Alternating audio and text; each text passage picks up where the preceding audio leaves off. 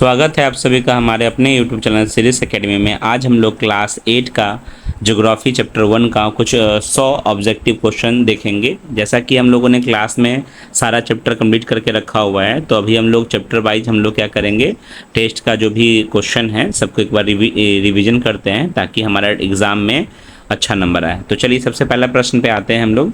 प्रश्न है कि प्रत्येक वस्तु जिसका उपयोग आवश्यकताओं को पूरा करने के लिए किया जा सकता है क्या कहलाती है। देखिए, सभी वस्तु की जहाँ तक बात कहा जाता है तो वो आपका संसाधन रहता है। क्या रहता है? संसाधन को हम लोग कहते हैं। चलिए दूसरे क्वेश्चन की बात करेंगे। किसी वस्तु को संसाधन क्या मानता है। तो संसाधन की बात करेंगे तो भाई उसको कैसे बनाया जानेंगे कि उस संसाधन है वो उपयोग में है कि नहीं। अब जैसे ही उपयोग की बात होगी तो उसकी उपयोगिता से हम लोग मालूम कर सकते हैं। तो ये चीज़ें आपको थोड़ा थोड़ा चीज़ें ध्यान रखनी है। ठीक है, चलिए आगे की तरफ बढ़ते हैं हम लोग। अगर बात करेंगे संसाधन के संदर्भ में मूल्य का क्या अर्थ है। मूल्य की अगर बात करते हैं, है ना, तो मूल्य तभी होगा ना जब वो उसकी महत्वता यानी कि इम्पोर्टेंस की बात कहलाएगी, यानी कि महत्व की बात होती है। निम्नलिखित में से किसका आर्थिक, अगर 4 नंबर क्वेश्चन की बात करेंगे, निम्नलिखित में से किसका आर्थिक मूल्य होता है ना।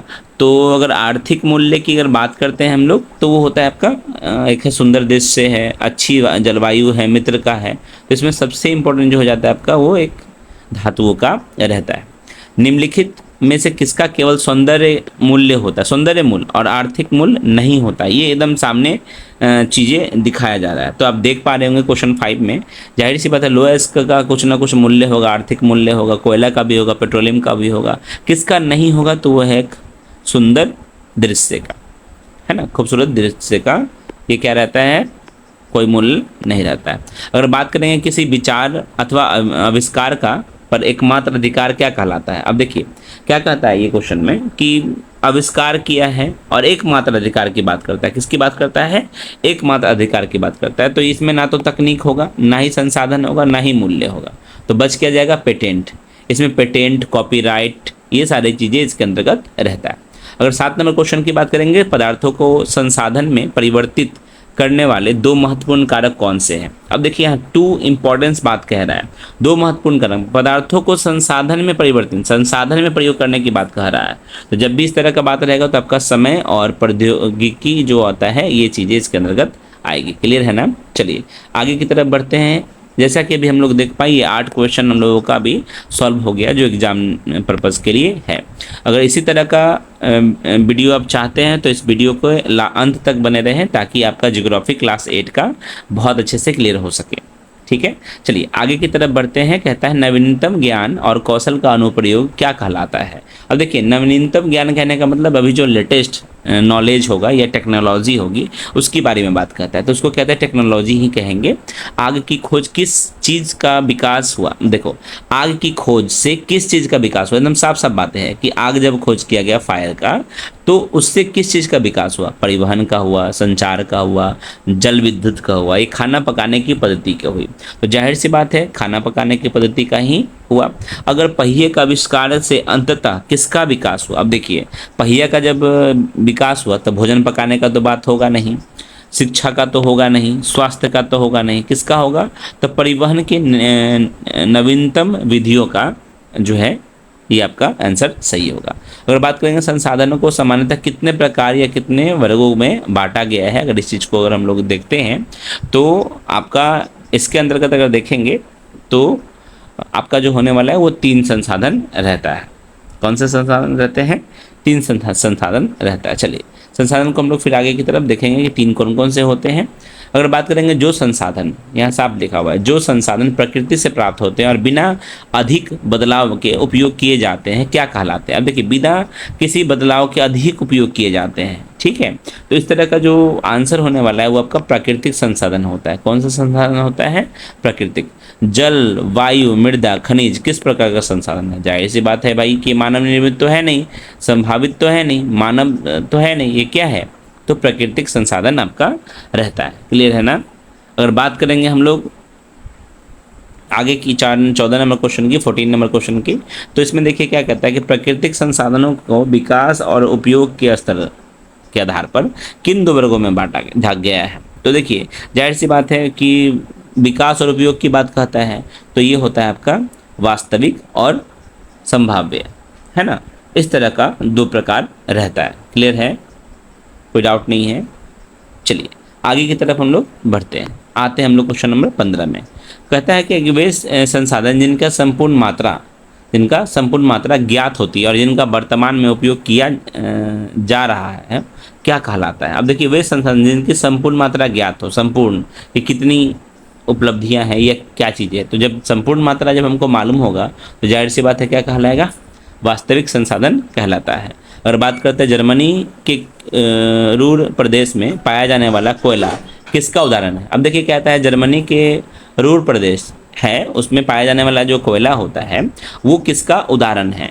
तो अभी ऑप्शन आपके पास बहुत सारा है, लेकिन इसका जो आंसर होगा ये भी आपका एक वास्तविक संसाधन ही आंसर इसका आएगा। चलिए आगे की तरफ बढ़ते हैं और आते हैं 17 नंबर क्वेश्चन में। अब 17 नंबर क्वेश्चन की बात करते हैं तो हम लोग देखते हैं कि वे संसाधन जिनकी संपूर्ण मात्रा ज्ञात नहीं होती है ना, नहीं है, और जिनका उपयोग वर्तमान में नहीं किया जा रहा है क्या कहलाते हैं। अब जाहिर सी बात है अभी संपूर्ण मात्रा मालूम भी नहीं और अभी फ्यूचर में अभी वर्तमान में किया भी नहीं जा रहा है, फ्यूचर में कभी किया जा सकता है, तो उसको कहते हैं संभाव्य संसाधन। क्या कहते हैं, संभाव्य संसाधन। क्लियर है। अब कहता है लद्दाख में पाया जाने वाला यूरेनियम जो होता है वो किस प्रकार का संसाधन है। अब देखिए मानव निर्मित तो है नहीं, है क्या, मानव निर्मित तो है नहीं, वास्तविक भी नहीं है, और क्योंकि कितना है वो नहीं मालूम है, स्थानिक भी नहीं मालूम है, तो हमारा जो सही आंसर होगा वो होगा आपका संभाव्य। क्लियर है ना, कोई दिक्कत वाली बात नहीं है। कहता है कि 200 वर्ष पूर्व यानी कि 200 साल पहले, है ना, तीव्र गति से चलने वाले पवने कैसा संसाधन थी। अब जाहिर सी बात है 200 साल पहले की बात बोल रहा है ये कि 200 साल पहले, तो ये संभाव्य है। कितना चलता था, क्या चलता था, हम लोग तो अभी मालूम नहीं है ना। तो इस तरह की बातें ध्यान रखेंगे। अगर बात करेंगे वर्तमान में नीदरलैंड में पवन चक्कियाँ, अब देखिए नीदरलैंड की बात करता है, पवन चक्कियाँ ऊर्जा उत्पन्न कर रही है। अब ये कैसा संसाधन है। अब देखिए ये क्वेश्चन जो है थोड़ा सा अलग है, तो ये आपका वास्तविक है क्योंकि कुछ तो कुछ अमाउंट में कर रहा है अभी।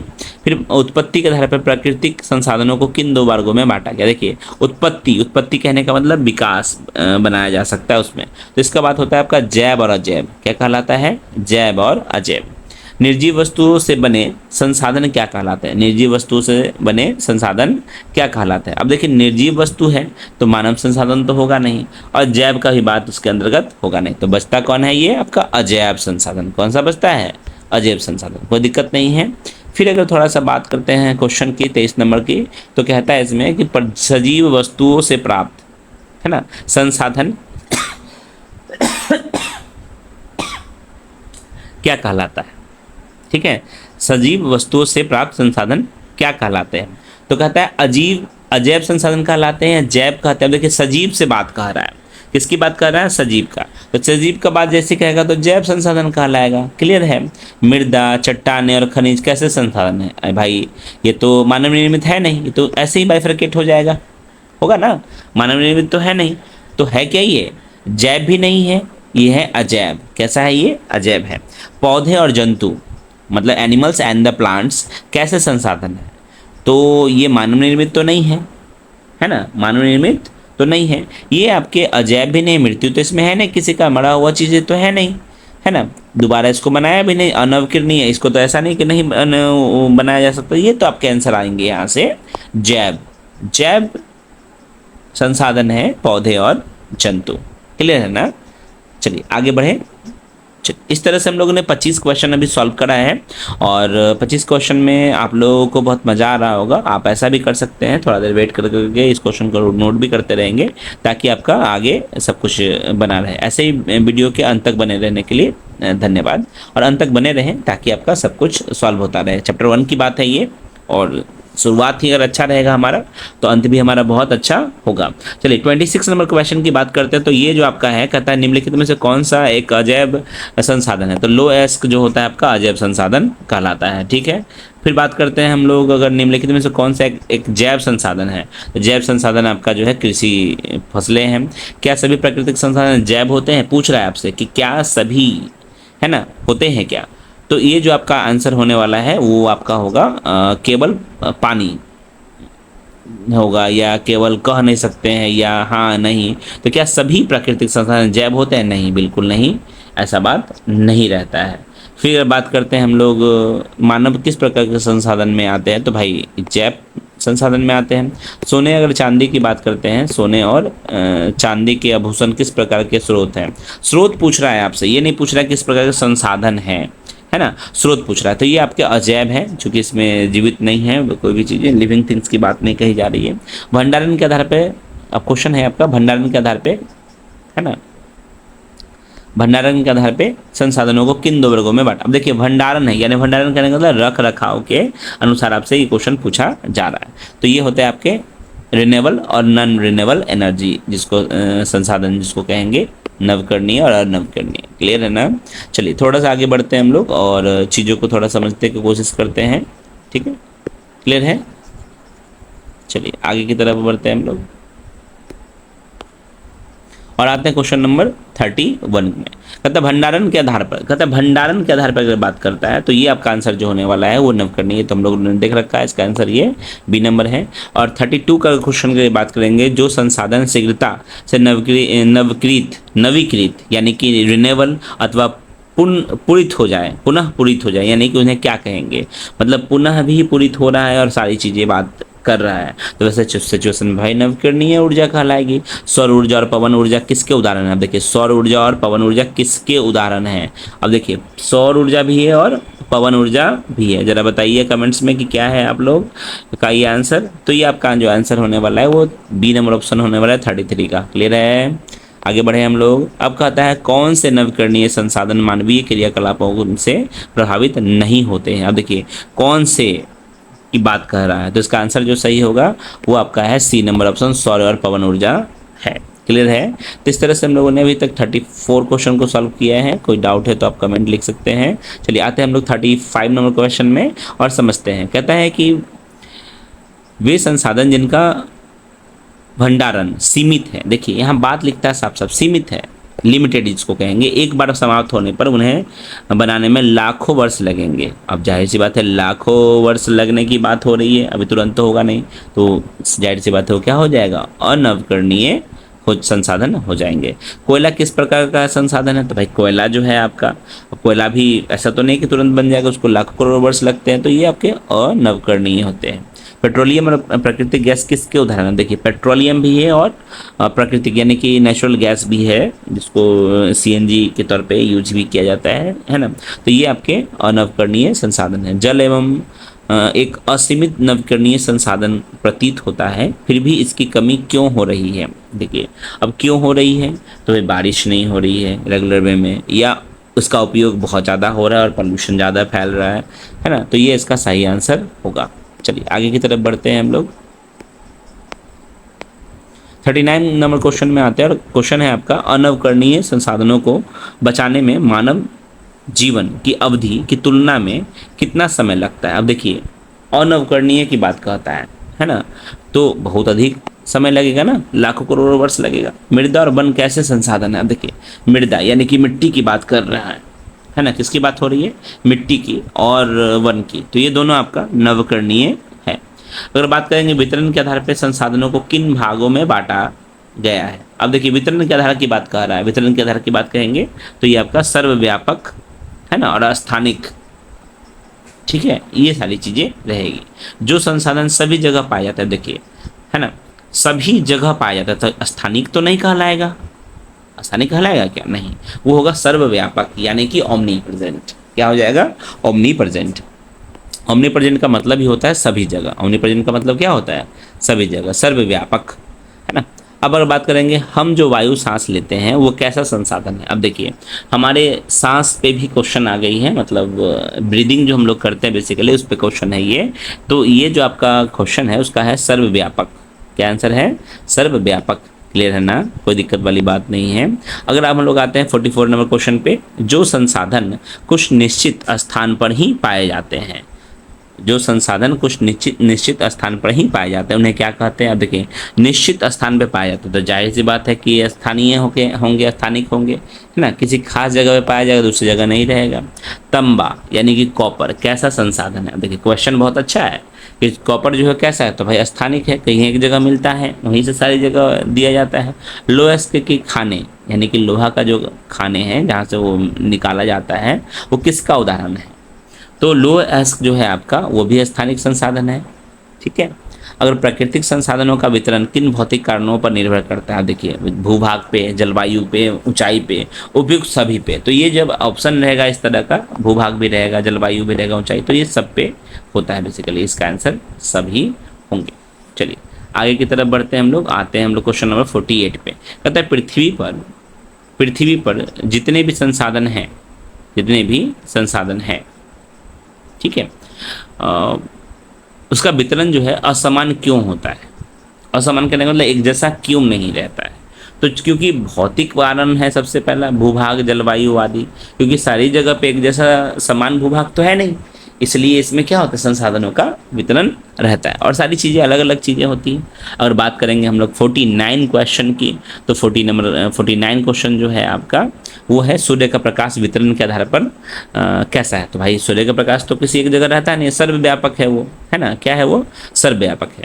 अब आते हैं 50 नंबर क्वेश्चन पे। इस तरह से हम लोग का 50 क्वेश्चन अभी हो जाएंगे कंप्लीट। कहता है बिहार के कुछ क्षेत्रों में पाया जाने वाला चूना पत्थर यानी कि लाइमस्टोन जो है वो क्या है?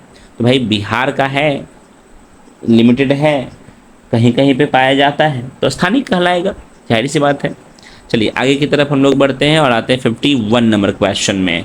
51 नंबर क्वेश्चन है, जब प्राकृतिक पदार्थों का मूल्य रूप बदल दिया जाता है तो वो क्या कहलाते हैं? अब देखिए, प्राकृतिक पदार्थ है और उसका मूल रूप ही बदल दिया गया है, तो क्या कहलाएंगे भाई? अब उसको चेंजेस कर दिए हैं तो मानव निर्मित कहलाएंगे। ठीक है। अब लौह अयस्क तब तक संसाधन नहीं होता है जब तक लोगों ने उससे क्या बनाना नहीं सीखा। अब देखिए, लौह अयस्क तब तक संसाधन नहीं है। अब देखिए, लौह अयस्क से क्या बनाया जाएगा भाई? तो लौह अयस्क से लोहा ही बनाया जाएगा, तांबा थोड़ी ना बनाया जाएगा, कॉपर थोड़ी ना बनाया जाएगा, या सोना थोड़ी ना बनाया जाएगा। अगर ऐसा रहता तो सोना सब बनाने लगता है ना। चलिए आगे की तरफ बढ़ते हैं और 53 नंबर क्वेश्चन में आते हैं, पुल, सड़क, मशीन, वाहन। अब देखिए, ये तो प्राकृतिक है नहीं, है क्या?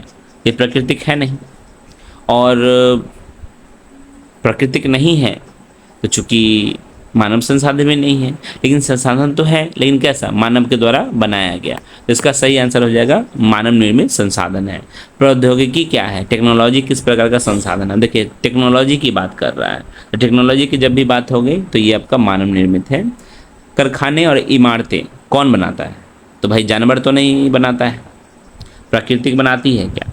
नहीं, तो बनाता है कौन? मानव। कौन बनाता है? मानव। कहता है मानव निर्मित संसाधनों का मुख्य उद्देश्य क्या होता है? जैसे देखिए, आर्टिफिशियल जो होते हैं वो किसका प्रारूप होते हैं और क्यों कर किए जाते हैं? तो भाई जीवों को अत्यधिक सुविधाजनक और उत्पादक बनाने के लिए इसका उपयोग किया जाता है। क्लियर है ना? चलिए यहाँ तक हम लोग का 56 क्वेश्चन सॉल्व हो चुका है। आते हैं हम लोग आगे 57 नंबर में। 57 में क्या कहते हैं? मोबाइल फ़ोन और कंप्यूटर कैसे संसाधन है? अरे भाई, ये तो हमारा जैव है नहीं, प्राकृतिक होगा नहीं, और नवकरणीय की बात भी तो नहीं चल रही है ना, अनवकरणीय भी बात नहीं होगी, तो बच क्या जाता है आपका? मानव निर्मित। ठीक है। नदियों पर बने बांध यानी डैम्स किसका उदाहरण है? भाई ये तो भाई प्राकृतिक है नहीं, अपने आप डैम बन नहीं रहा है, ये रहते हैं आपके मानव निर्मित। क्या रहते हैं? मानव निर्मित। क्लियर है। कैंसर उपचार की औषधि, दवाइयाँ कैसा संसाधन है? अब देखिए, कैंसर उपचार की औषधि दवाइयाँ कैसा संसाधन है? तो ये जो आपका आंसर हो रहा है वो आपका हो रहा है मानव निर्मित, क्योंकि मानव ने बनाया है। निम्नलिखित में से कौन सा संसाधन मानव निर्मित नहीं है? अब देखिए, मानव निर्मित नहीं है कौन? तो भाई पहाड़ है इसका आंसर। पहाड़ थोड़ी ना बनाएगा कोई। ठीक है। चलिए आगे की तरफ बढ़ते हैं हम लोग। सबसे महत्वपूर्ण और विशिष्ट संसाधन किसे माना जाता है? अब देखिए, सबसे महत्वपूर्ण की बात कर रहा है, सबसे महत्वपूर्ण की बात कर रहा है, तो वो हो गया आपका मानव संसाधन, है ना। अगर बात करेंगे 62 नंबर क्वेश्चन की, तो प्रकृति का सबसे अच्छा उपयोग कौन कर रहा है? कौन कर रहा है? अब देखिए, जानवर, मानव, मशीनें, हवा, कौन कर रहा है? तो सबसे ज़्यादा उपयोग जो कर रहा है अच्छे तरीके से अभी तक, वो कर रहे हैं मानव। चलिए आगे की तरफ बढ़ते हैं। 63 नंबर क्वेश्चन में आ गए हैं हम लोग, और यहाँ हम लोग करेंगे लोक संसाधन कैसे बनाते हैं। लोक संसाधन की बात चल रही है। अब देखिए लोक संसाधन की बात करेंगे तो ये आपका हो जाता है ना, ये जो होगा आपका वो होगा ज्ञान कौशल प्रौद्योगिकी से बेसिकली है। ताकत से थोड़ी ना कोई चीज़ें होता संसाधन बनेगा। लोक जो हो गया आपका है ना ज्ञान कौशल और प्रौद्योगिकी यानी कि प्रैक्टिकल जो होता है वो। अगर 64 नंबर क्वेश्चन की बात करते हैं हम लोग तो उसमें कहता है शिक्षा स्वास्थ्य लोगों को क्या बनने में मदद है ना करता है। ठीक है, अब इसमें है बहुमूल्य संसाधन है, मशीनें हैं, रोगी है। तो इसका जो सही आंसर होगा वो होगा आपका है ना, वो सही आंसर जो होगा बहुमूल्य संसाधन होगा है ना, बहुमूल्य संसाधन ये आपका बी नंबर ऑप्शन है। चलिए 65 नंबर क्वेश्चन की बात करते हैं तो कहता है अत्यधिक संसाधनों के निर्माण में समर्थन होने के लिए लोगों को कौशल में सुधार करना क्या कहलाता है। अब देखिए लोगों के कौशल की बात चल रही है, तो लोगों के कौशल की अगर बात करेंगे हम लोग तो इसका जो सही है क्वेश्चन का आंसर होना है मानव संसाधन विकास है, पर्यावरण है ना। अब एक क्वेश्चन है हमारे मन में है ना, 64 नंबर क्वेश्चन जो है इसका हमारे मन में एक सवाल चल रहा है कि 65 नंबर क्वेश्चन का बेसिकली। तो 65 की अगर बात करेंगे हम लोग तो इसका क्वेश्चन का आंसर जो है आपको खुद करके देना है, एक बार कमेंट में लिखेंगे कि क्या होगा। कुछ आप लोग भी करिए तब मैं आपको बताऊंगा कि संसाधन के निर्माण में समर्थन होने के लिए लोगों के कौशल सुधार करना क्या कहलाता है। मानव संसाधन कहलाता है, पर्यावरण संरक्षण का सतत विकास कराएगा, प्रौद्योगिकी विकास कराएगा। देखिए अभी आप लोग जुड़े हुए हैं या नहीं, देख पा रहे हैं कि नहीं, इस क्वेश्चन तक पहुंचे हैं कि नहीं पहुंचे हैं, ये मुझे कब पता चलेगा जब इस क्वेश्चन का आंसर जो है आप कमेंट में लिखेंगे तब। चलिए आते हैं थोड़ा सा आगे की तरफ बढ़ते हैं और आते हैं 66 नंबर क्वेश्चन पे। 66 नंबर क्वेश्चन की बात करेंगे हम लोग तो कहता है भारत सरकार मानव संसाधन विकास मंत्रालय की MHRD की स्थापना कब की थी। अब जाहिर सी बात है आज़ादी के बाद ही की होगी है ना, तो आज़ादी के बाद की होगी तो कब की है, तो वो है 1985 में। कहता है मानव संसाधन किस विकास मंत्रालय का मुख्य उद्देश्य। अब देखिए यहाँ पहुँच गए, अब किस बात पे, मंत्रालय की बात चल रही है, मानव विकास मंत्रालय की बात चल रही है, तो लोगों के कौशल को बढ़ावा देना। कौशल कहने का मतलब स्किल, लोग कैसे कार्य कर रहे हैं, कैसे आगे बढ़ रहे हैं, वो सारी चीज़ें है। चलिए आते क्वेश्चन नंबर 68 में। कहता है एक कुशल इंजीनियर या डॉक्टर किस प्रकार का संसाधन है ना। क्या कह रहा है क्वेश्चन में, एक कुशल इंजीनियर और कुशल डॉक्टर जो है वो किस प्रकार के संसाधन है। तो जाहिर सी बात है ये मानव संसाधन है, मानव निर्मित तो है नहीं, मानव संसाधन है। अगर बात करेंगे हम लोग 69 नंबर क्वेश्चन की तो मानव संसाधन शब्द का मुख्य संबंध किससे है। मानव संसाधन की बात कर रहे हैं तो जैसी बात चलेगा तो लोगों की संख्या, योग्यता यानी कि मानसिक तथा शारीरिक विकास से रहता है। ये हो गया आपका आंसर 69 का। 70 की बात करेंगे, क्या किसी देश की जनसंख्या बिना शिक्षा और स्वास्थ्य के अच्छा मानव संसाधन बन सकती है। जाहिर सी बात है कभी नहीं बन पाएगा भाई, नहीं कभी नहीं बनेगा। संसाधनों का सतर्कतापूर्वक उपयोग करना क्या कहलाता है। अब देखिए सतर्कतापूर्वक उपयोग कर रहे हैं कि वो ख़त्म भी हो सकता है, रहेगा भी नहीं, तो संसाधन का संरक्षण करना। जैसे हम लोग पानी का उपयोग करते हैं, जैसे ब्रश टूथब्रश कर रहे हैं है ना, दांत को साफ कर रहे हैं, तो हम टैप खुला हुआ नहीं रखेंगे तो उससे क्या होगा, मेरा कुछ पानी बचेगा है ना, और कुछ बचेगा तो बहुत सारी चीज़ें सुविधाएं हो सकती हैं। चलिए 72 नंबर क्वेश्चन में आते हैं। कहता है संसाधनों को नवीनकृत होने के लिए समय देना किसका हिस्सा होता है। अब देखिए किसका हिस्सा की बात कर रहा है, तो ये हो गया संसाधन संरक्षण की हिस्सा है।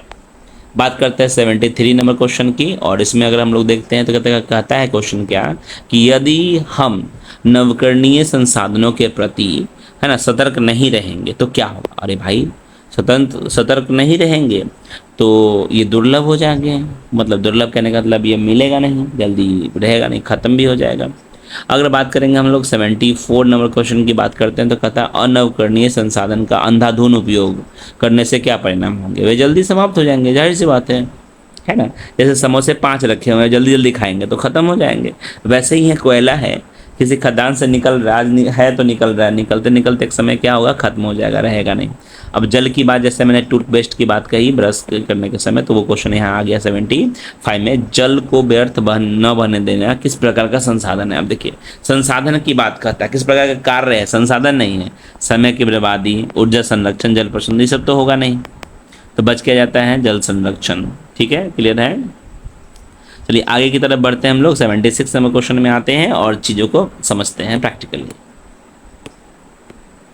चलिए आते हैं हम लोग 76 नंबर क्वेश्चन में।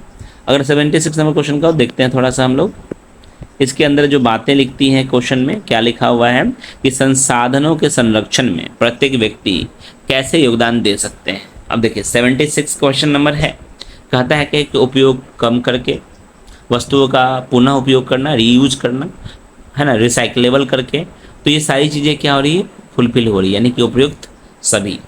76 का क्या हो जाएगा, डी नंबर ऑप्शन। अब आती है बात क्वेश्चन का 3R। अब देखिए 3R क्या है, सबसे पहले तो 3R समझिए कि क्या कहलाता है 3R।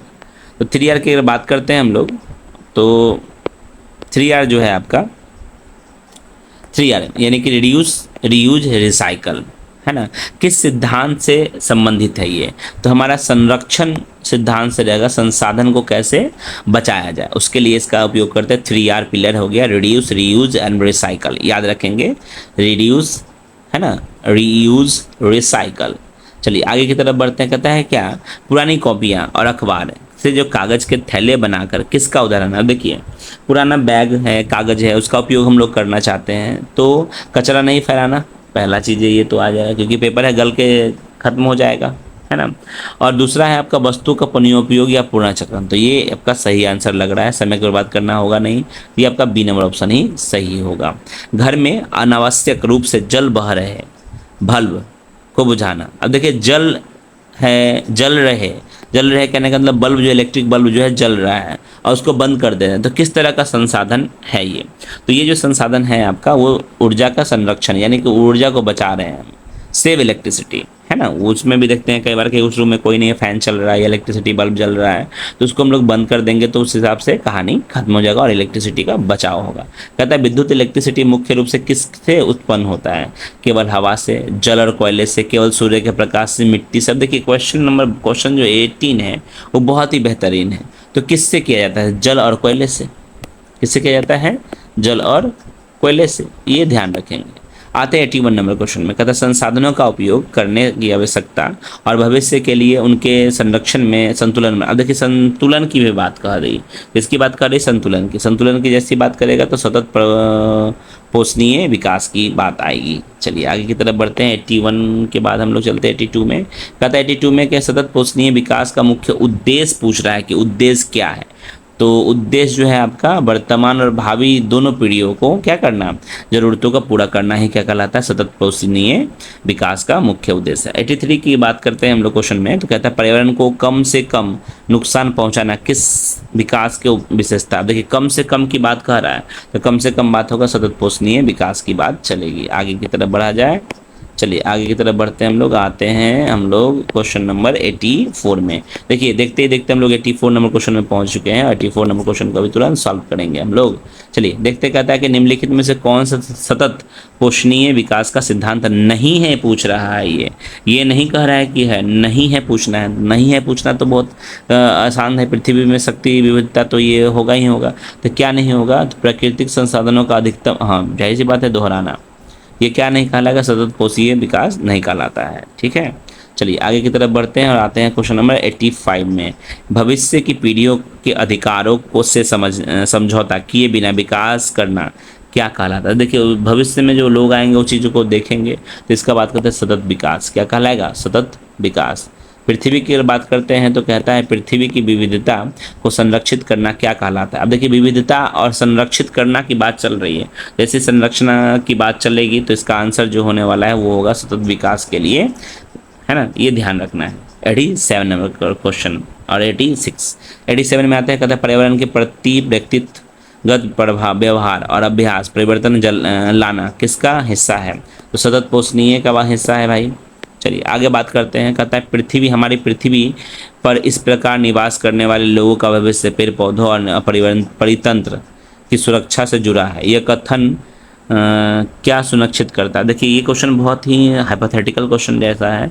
क्या सुनिश्चित करता है? तो पृथ्वी पर जीवन की विविधता है, पर्यावरण की हानि को कम करना, क्या किया जा सकता है, नवीकरण संसाधन का उपयोग करना। तो इसमें का जो आंसर होगा वो सतत होगा, यानी कि सही होगा, उपयोग सही है। चलिए आते 88 नंबर 89 नंबर क्वेश्चन में कहता है सतत विकास के लिए, है ना, हमें संसाधनों का उपयोग कैसे करना चाहिए। अब देखिए अंधाधुंध करेंगे क्या? विवेकपूर्ण ढंग से बिल्कुल नहीं करना चाहिए, केवल अपने ही लिए ही करना चाहिए। तो भाई अपने लिए तो करेंगे नहीं तो गलत हो जाएगा। इसका जो सही होगा उपयोग होगा विवेक, यानी कि थिंक करके हम लोग कोई भी चीज़ों का उपयोग करेंगे, बिना सोचे समझे उपयोग नहीं करेंगे। कागज़ को व्यर्थ न करने का संकल्प लेना किस प्रकार का कदम है? देखिए आर्थिक नुकसान तो है नहीं, समय की बर्बादी तो है नहीं, इनमें से कोई नहीं, बिल्कुल नहीं। इसका जो आंसर होने वाला है वो आपका होने वाला है सतत विकास और संरक्षण का एक कदम। ये हो गया आपका 90 नंबर क्वेश्चन। और 91 की बात करेंगे, निम्नलिखित में से कौन सा संसाधन को निर्धारित करने नहीं किया करते हैं? तो अगर नहीं का बात जहाँ चलेगा, नहीं का बात चल रहा है, तो नहीं का बात जो होगा वो मात्रा की बात में आएगा। कहता है निम्नलिखित में से कौन सा मानव निर्मित संसाधन है? मानव निर्मित, मानव के द्वारा बनाया गया। कैंसर का उपचार की औषधियाँ, झरने का जल, उसको वन लो ऐसे। देखिए जो कैंसर का उपचार का है वो तो सीधा मनुष्य ही बनाएंगे, है ना, नेचुरली तो सब चीज़ें विद्यमान है, उसको कौन पता करेगा। और बात करते हैं 93 नंबर क्वेश्चन की। तो 93 नंबर क्वेश्चन में कहता है क्या कि कथन पूरा करें। जैव संसाधन क्या होते हैं? जीव जंतुओं में व्युत्पन्न, मनुष्य द्वारा निर्मित, निर्जीव वस्तु में व्युत्पन्न, खनिजों से प्राप्त। देखिए तीनों तरह की बातें दे दी है, तो भाई जीव जंतु से ही व्युत्पन्न की बात रहेगी, इसमें ध्यान रखेंगे। 94 नंबर क्वेश्चन में आते हैं, कहता है जलवायु विद्युत बनाने की तकनीक से तेजी से बहते जल को क्या कहते हैं? अब देखिए तेजी से बहते जल का बात कह रहा है, तो ये जो होगा एक महत्वपूर्ण संसाधन है। क्या है? एक महत्वपूर्ण संसाधन है। कौन सा कारक किसी पदार्थ को संसाधन में नहीं बदलता है? किस पे बदलता है भाई? तो ये होता है आपका वस्तुओं का रंग बदलने का काम करता है, गिरगिट की तरह। ठीक है, ये ध्यान रखें। चलिए आते हैं 96 नंबर क्वेश्चन में, कहता है क्या कि ज्ञान और विचार किसका मुख्य आधार है? अब देखिए किसका मुख्य आधार है ये बात पूछा जा रहा है। तो आविष्कार का है या खोज का है? विनाश का तो होगा नहीं, प्रदूषण, दोनों चीज़ का होगा, तो ये विकास और आविष्कार का होने वाला है। चलिए आते हैं हम लोग तमिलनाडु वाले क्वेश्चन पे। कहता है तमिलनाडु के नगर कोइल में क्या स्थित है? जो वास्तविक संसाधनों का एक उदाहरण। अब देखिए क्वेश्चन को पलट दिया, इसमें ये नहीं पूछ रहा है कि क्या है, आपसे पूछ रहा है कि क्या है। ठीक है, तो इसका सही आंसर जो होगा वो है आपका पवन फार्म। क्या आंसर होगा? क्योंकि वहाँ पे आपका पवन फर्म यानी कि वाइंड फर्म जो है बहुत ज़्यादा मात्रा में लगाए जाते हैं। चलिए 98 की बात करते हैं, क्वेश्चन नंबर 98 की बात करते हैं हम लोग। और क्वेश्चन नंबर 98 में अगर बात करते हैं हम लोग क्वेश्चन को, तो ज़रा ध्यान से देखिए। कहता है महाराष्ट्र में दक्कन के पठार की काली मिट्टी किसका उदाहरण? देखिए काली मिट्टी का बात चल रहा है 98 नंबर क्वेश्चन में, तो इसका आंसर जो होगा वो होगा वास्तविक संसाधन, क्योंकि काली मिट्टी कोई इंसान तो बनाएगा नहीं, है ना। ठीक है, तो क्या है वो? वास्तविक संसाधन। फिर आते हैं 99 क्वेश्चन नंबर में, और क्वेश्चन है आपका प्रौद्योगिकी किस प्रकार का संसाधन है। अब देखिए प्रौद्योगिकी का ही क्वेश्चन पूछा जा रहा है, तो ये जो आंसर हो जाएगा वो आपका प्रौद्योगिकी जो है वो मानव निर्मित है। और आज का लास्ट क्वेश्चन होने वाला है 100 नंबर क्वेश्चन होने वाला है कि भविष्य के लिए संसाधनों को बचाना और उसका सोच समझकर उपयोग करना क्या कहलाता है? तो भाई संसाधन संरक्षण कहलाता है। ठीक है, तो इस प्रकार से हम लोगों ने आज 100 क्वेश्चन कंप्लीट किया। इस वीडियो में शुरू से लास्ट तक बने रहने के लिए धन्यवाद। अगर इस चैनल पर नए हैं तो लाइक शेयर सब्सक्राइब जरूर कर लें, ताकि आपके पास पहला नोटिफिकेशन आए। Thank you very much.